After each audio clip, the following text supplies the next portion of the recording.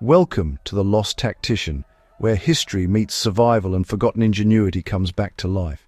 Today, we're shattering a comfortable myth.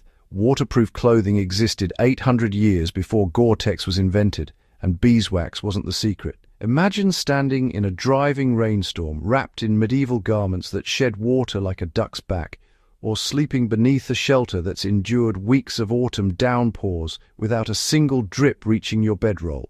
No synthetic polymers, no chemical laboratories, just the raw intelligence of people who understood their world at a molecular level without ever seeing a molecule.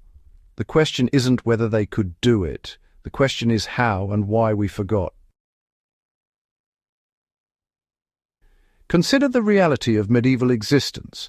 Soldiers marched through marshlands, where every step meant cold water seeping into boots. Sailors faced weeks of salt spray and storm-driven waves crashing over deck. Peasants worked fields under iron-grey skies that released endless drizzle, and siege engineers constructed war machines in conditions that would rust metal and rot wood within days. Wool, for all its remarkable properties, had limits. A sodden wool cloak might eventually dry, but during a forced march through hostile territory, wet meant cold, cold meant exhaustion, and exhaustion meant death. These weren't people who could afford trial and error. They needed solutions that worked the first time, every time, using only what the forest, the meadow, and the animal pen could provide. The first breakthrough came from the forest itself. Pine pitch, spruce resin, and birch tar became the foundation of medieval waterproofing technology.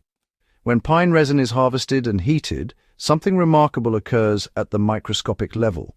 The sticky sap penetrates deep into the gaps between textile fibers, and as it cools and oxidizes, it undergoes a chemical transformation.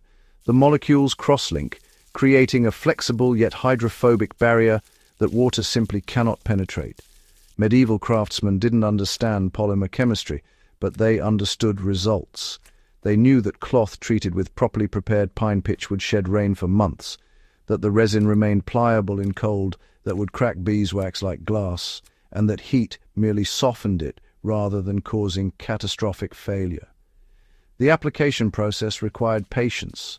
Resin had to be warmed, worked into the fabric with practiced hands, then allowed to cure in specific conditions. But the result was a material that bridged the gap between textile and something closer to a biological membrane. Parallel to resin technology ran the development of oil-treated fabrics. Linseed oil extracted from flax seeds possessed a unique property that medieval artisans exploited brilliantly. When boiled and applied in thin layers to tightly woven linen or hemp canvas, the oil doesn't just coat the surface, it undergoes an exothermic reaction, generating heat as it polymerizes and forms cross-linked chains within the fabric structure. Each successive layer builds upon the last, creating what we now call oilcloth, the direct ancestor of modern waxed canvas.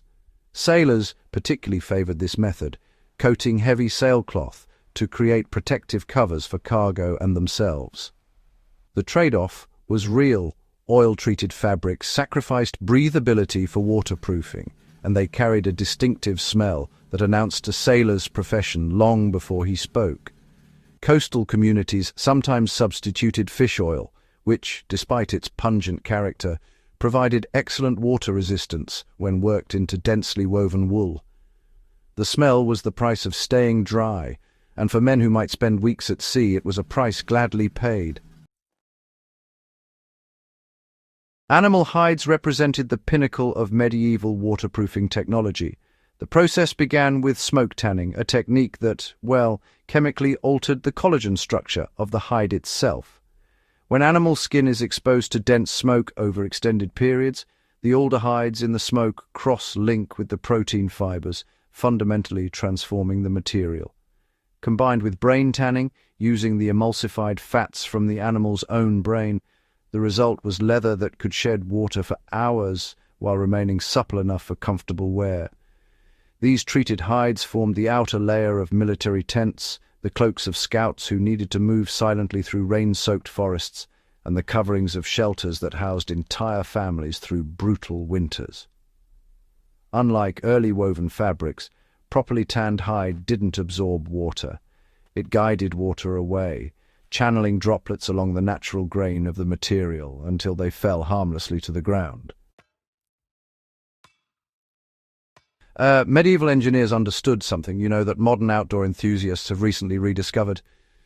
The most effective waterproofing isn't a single impermeable barrier, but a system of layers that work in concert. A wool outer garment over a linen shirt created air pockets that trapped body heat while allowing moisture vapor to escape.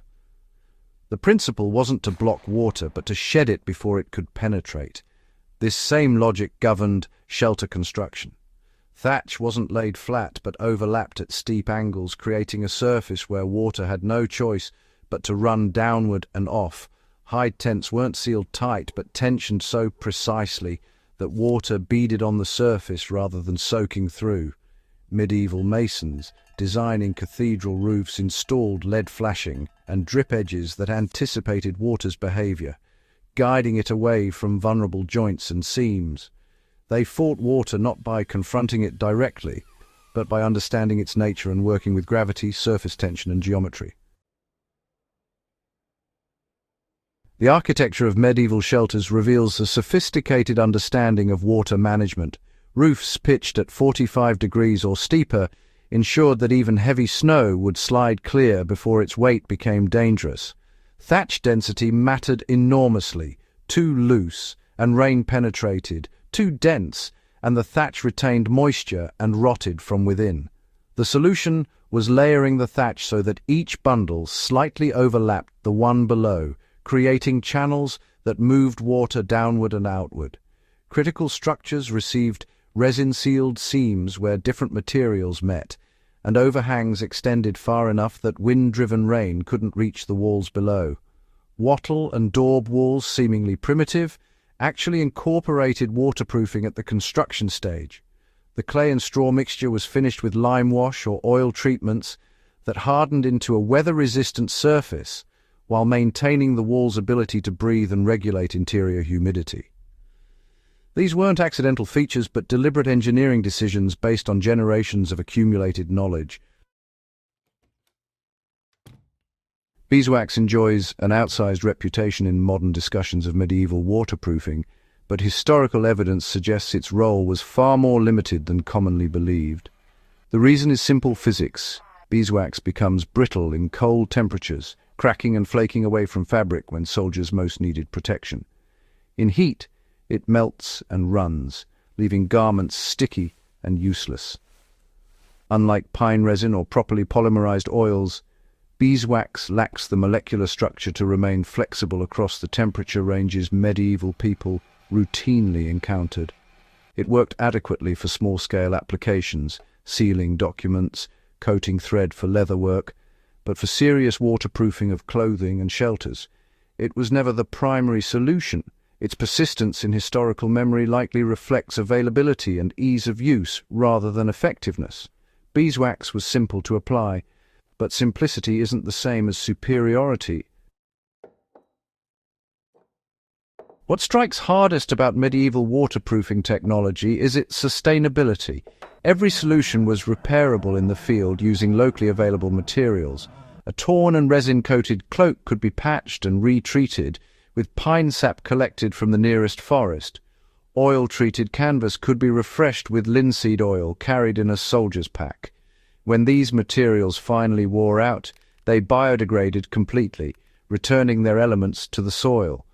Contrast this with modern waterproofing synthetic membranes that require industrial manufacturing, that cannot be repaired by their users, and that persist in landfills for centuries. Medieval people didn't have our conveniences, but they possessed something arguably more valuable, a relationship with materials that allowed them to maintain, adapt, and ultimately understand what kept them alive. They didn't fight water with brute force chemistry. They guided it, working within nature's rules rather than trying to dominate them. The soldiers who marched through medieval rainstorms, the families who weathered harsh winters in hide-covered shelters, The sailors who crossed storm-tossed seas beneath oil-treated canvas, they weren't primitive. They were profoundly sophisticated, wielding knowledge earned through observation, experiment, and the unforgiving feedback of survival itself. Their waterproofing solutions worked not despite being made from organic materials, but because of it. Nature had already solved the problem of shedding water. They simply learned to read the solution written in tree sap, animal hide, and the behavior of tightly woven fibers. Today, as we rediscover the environmental costs of synthetic everything, their methods offer more than historical curiosity. They offer a blueprint for resilience.